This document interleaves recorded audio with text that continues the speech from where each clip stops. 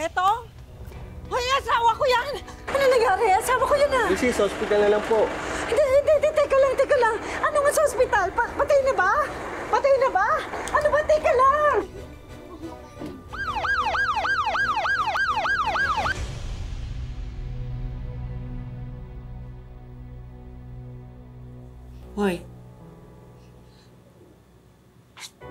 Hoy. Gumising ka dyan.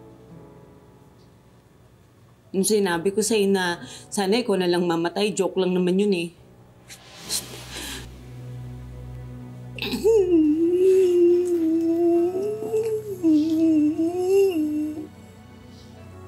Sabi mo, di ba till death do us part?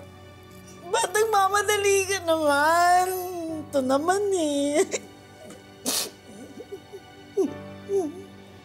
Lumabang ka naman. Gumising ka naman, woy.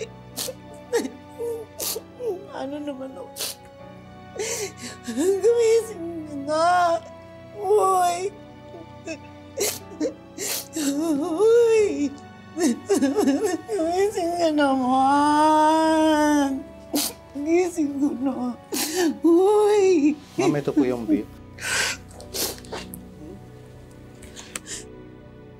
Wala naman akong ganito kalaking pera. Isang tuka lang ho kami.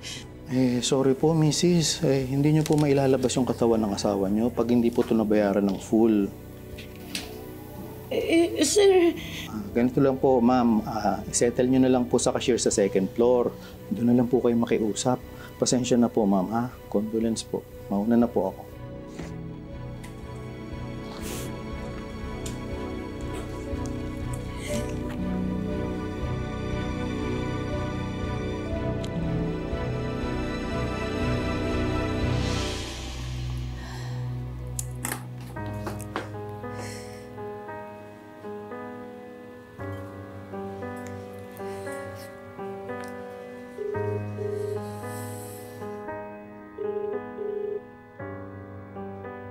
Hello, Manuel.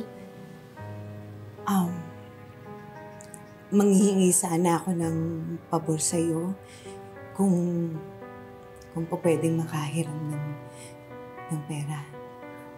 Ay, pasensya na, Jay. Ako pala lang kakarata ng nanay ko. Wala rin akong extra. Pasensya ka na, ha? Pero Manuel, kasi...